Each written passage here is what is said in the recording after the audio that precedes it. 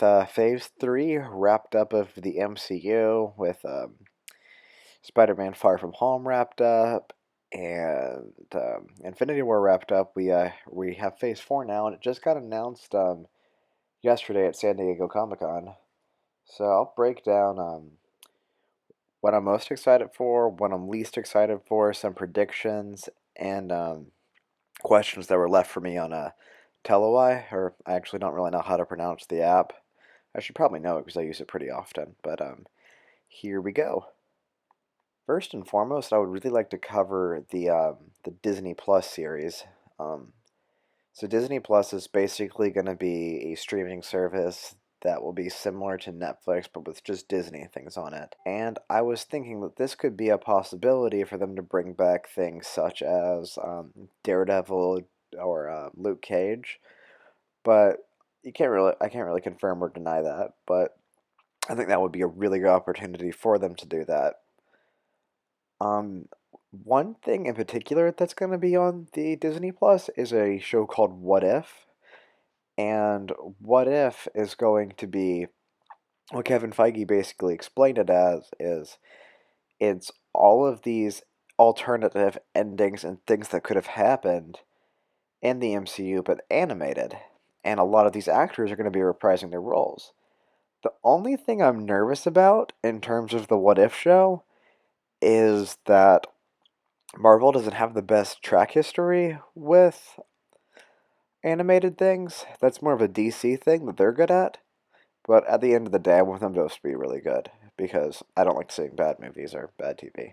I'd say the next Disney Plus series I'm most excited for, not really excited, but I'm just very interested for is Hawkeye because I don't really know when this is going to take place.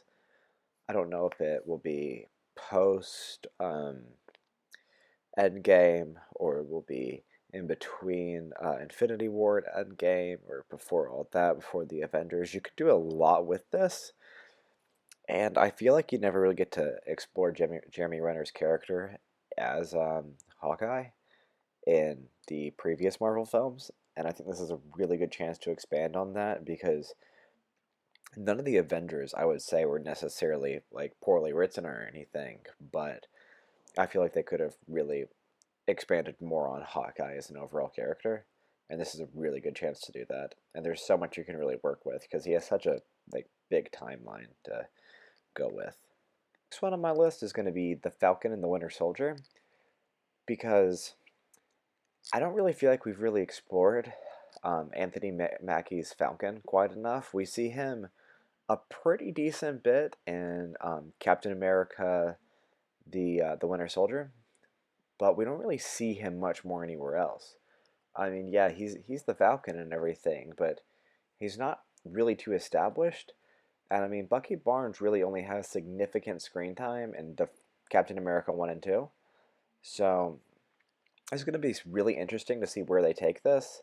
And I'm sure it takes place immediately after Endgame, considering that um, Winter Soldier is on the run through most of the MCU, or he's in Wakanda. So this is going to be interesting to see where they take this. There might be a lot of references to Steve Rogers, Chris Evans' Captain America early on. And personally, I think they did not kill off Cap in case of creating a Cap Disney Plus show because they could cover a lot between when he goes back in time and to now because just because their contract's over doesn't mean they can't renew it. Anything's possible. But yeah, this one is interesting to me. I'm not head over heels for it or anything, but it does spark my interest. The ones I'm least excited for, it's actually going to be a tie between Loki and WandaVision. The thing is that with Vision being dead and Loki being dead, I feel like it's kind of takes the weight off of everything that happened in Endgame, especially with how Wanda was so upset about Vision's death. You know, her scene between Thanos and Endgame, all the build up of Loki, how Tom Hiddleston has really become a favorite amongst the MCU. However, I do believe there's so much more you can really explore with Loki, so I'm not opposed to either one of these. But the thing about the whole WandaVision thing is, I feel like that would be good to see more of their relationship. But I feel like this would have done better in Phase 3. But that's just my 2 cents on that. Now going on to the actual movies. I'll go ahead and start by saying that the one I'm definitely most excited for is Doctor Strange Multiverse of Madness, because I feel like this could really, really open up a lot to the MCU if they do it right. For instance, there's been a lot of speculation about a Spider-Man multiverse movie, and while I wouldn't be, I'm not depending on that to happen, but I wouldn't be surprised, but I wouldn't be not surprised either. So I think that the Doctor Strange Multiverse of Madness could really, really open that door up. The next one I am definitely really excited for is the new Thor movie, and I'm really interested in how this one's gonna go. I don't know if they're still gonna use Fat Thor from the Avengers Endgame, or if he's gonna continue to be with the Guardians. There's so much that can be done. I know Portman is returning for this movie, so a lot of questions are up in the air, and if I'm not mistaken, I believe James Gunn is also going to be returning for the new Guardians, which isn't in this phase, but I really don't know where they're going with this one, but I am excited. The next one I'm excited for is definitely going to be Black Widow, and I'm not that much of a fan of the character of Black Widow or Natasha Romanoff, but one thing I am excited about is they can really touch on this because it is a prequel.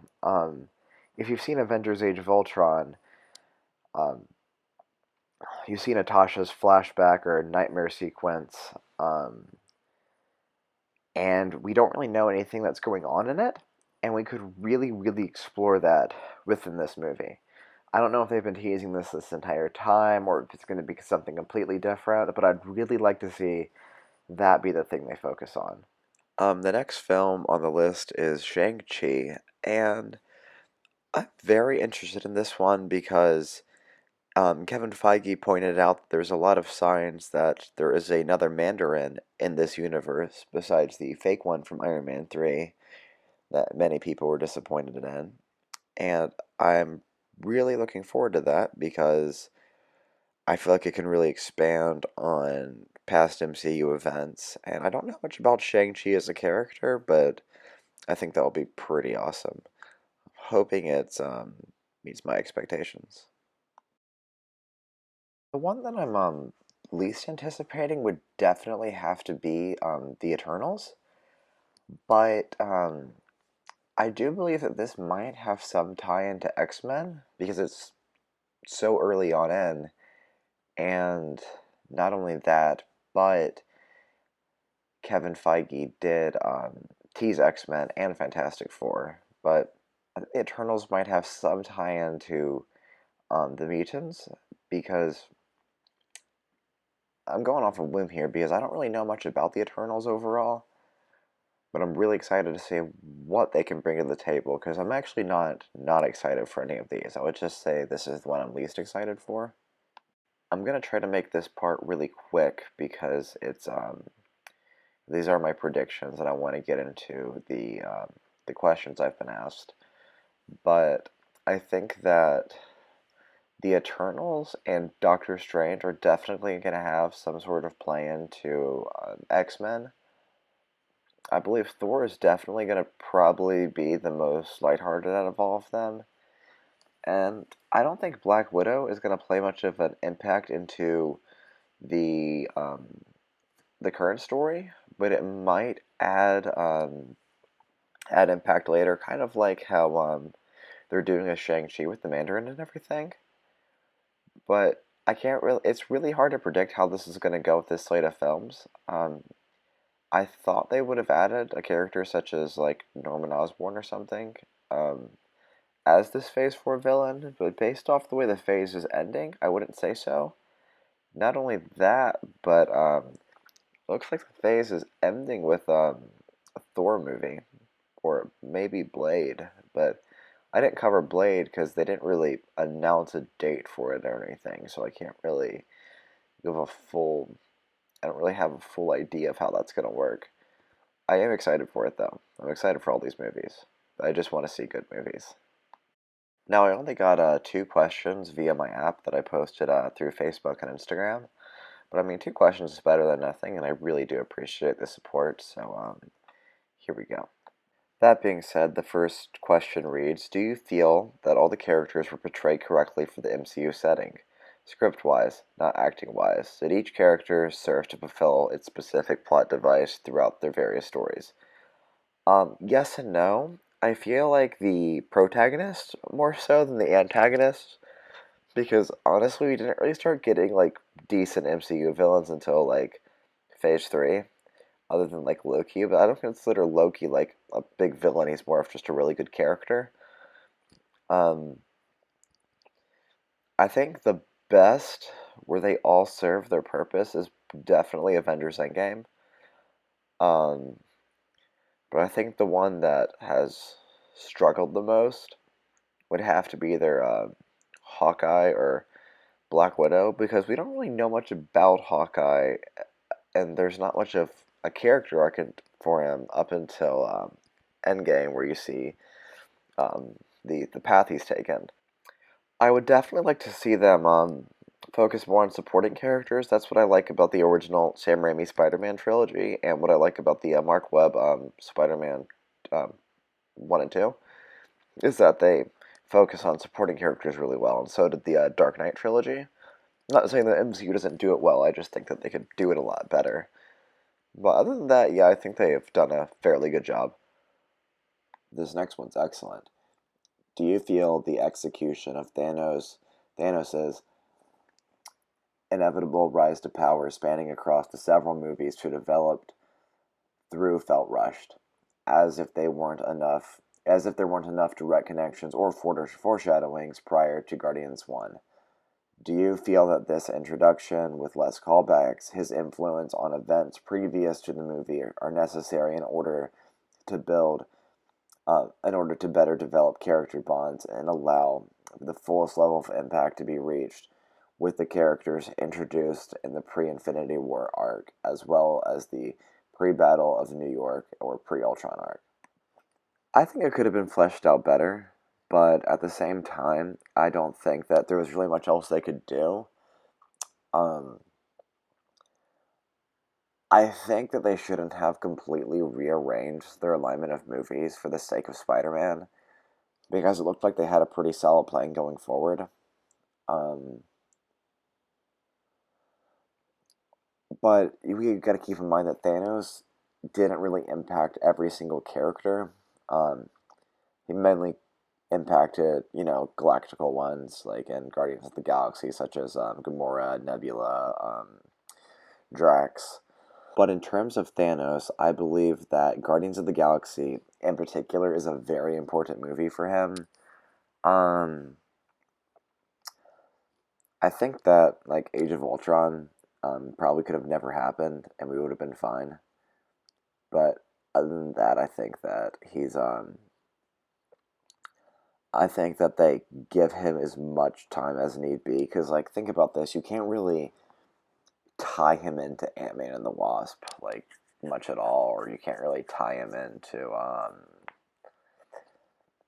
Jessica Jones or Daredevil or anything. So I think they did as much as they possibly could.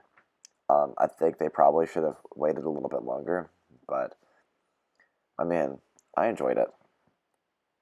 But yeah, thanks for sitting through and listening to me ramble about Marvel for however long.